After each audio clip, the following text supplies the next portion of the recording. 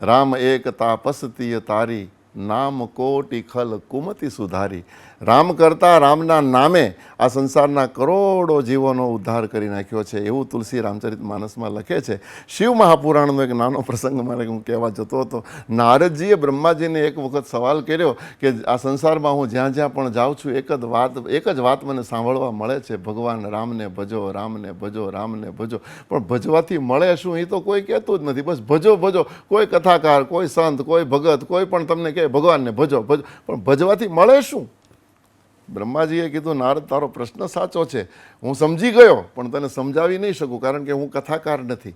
કથાકાર બનવું એ જુદી એક ગોડ ગિફ્ટ હોય છે, અને આ સંસારનો સૌથી મોટા કથાકાર ભગવાન શિવ, આશુતોષ મહાદેવ છે. તું ભગવાન શંકર પાસે જા. નારદજી ગયા મહાદેવ પાસે. મહાદેવજીને વિનંતી કરીને કીધું કે પિતામહે મોકલાયો નાનો એવો સવાલ, ભગવાનને ભજવાથી શું મળે મને બતાવો. બતાવો શબ્દ આવ્યો એટલે શંકર કન્ફ્યુઝ થયા. બતાવો શબ્દના બે અર્થ થાય, જોવો છે કે સાંભળવો છે.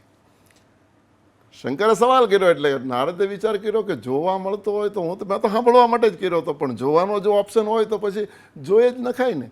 તો બોલે જોવું હોય તો તારે જાત્રા કરવી પડે, સાંભળવું હોય તો બેસી જા, હમણાં તને 2 મિનિટમાં સંભળાવ. બોલે નહીં, મારે જોવો છે.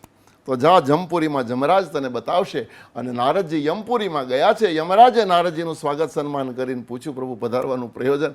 નાનો એવો સવાલ પિતામહને કર્યો બ્રહ્માજીએ મહાદેવ પાસે. મહાદેવજીએ તમારું સરનામું મને જલ્દી બતાવો, મારી પાસે સમય નથી. અને એ વખતે યમરાજે કીધું કે મારા મહેલમાં બેઠા બેઠા ન રામનો મહિમા દેખાય, રામ નામનો મહિમા જોવો હોય તો આપણે જાતે જવું પડે, ચાલો મારી સાથે જાત્રા કરવી પડશે. અને યમરાજ નારદજીને લઈ અને નરકમાં લઈ ગયા છે. આ સંસારમાં 27 પ્રકારના નરકોનું વર્ણન છે. જેવા પ્રકારના પાપ એ પ્રકારનું મનન તમને નરક મળે. અત્યારની ભાષામાં કહું તો alphabet ABCD A to Z. Z 26મો અક્ષર છે અને ડબલ Z એ 27મો થાય. એટલે 27 પ્રકારના નરક, એ પ્રકારનું કર્મ કરે અને પાપ કરે, અને એમાં બીમાં Z સુધી, અને ડબલ Z એ છેલ્લું 27મું. નારદજીને એક પછી એક નરક પાસ કરતા કરતા પણ એ નારકી જીવોની યાતના નારદજીથી જોવાણી નહીં. નારદ રડી પડ્યા, જોર જોરથી પ્રભુના નામનો પુકાર કરવા લાગ્યા, નારાયણ નારાયણ નારાયણ. અને યમરાજ આગળ પાછળ નારદ, પણ ત્યાં તો દોડતા યમરાજ 27માં નરક સુધી પહોંચી ગયા. અને નારદ એવા ખીજવાણા યમરાજને પકડીને પૂછ્યું, મેં તને ભગવાનના નામનો મહિમા પૂછ્યો ને તું મને અહીંયા નરકમાં લઈ આવ્યો, મને અહીંથી જલ્દી બહાર કાઢ, મારાથી આ જોઈ નથી શકાતું, આ યાતના હું ન જોઈ શકું. અને ભાઈ સંત હૃદય નવનીત સમાના, બીજાનું દુઃખ સહન ન કરી શકે, જોઈ ન શકે, એનું નામ સંત છે. નારદે કીધું મને જલ્દી અહીંથી બહાર કાઢ. અને એ વખતે ખડખડાટ હસતા યમરાજ બોલ્યા કે પ્રભુ હજી સુધી તમે ભગવાનનો મહિમા ન જોયો?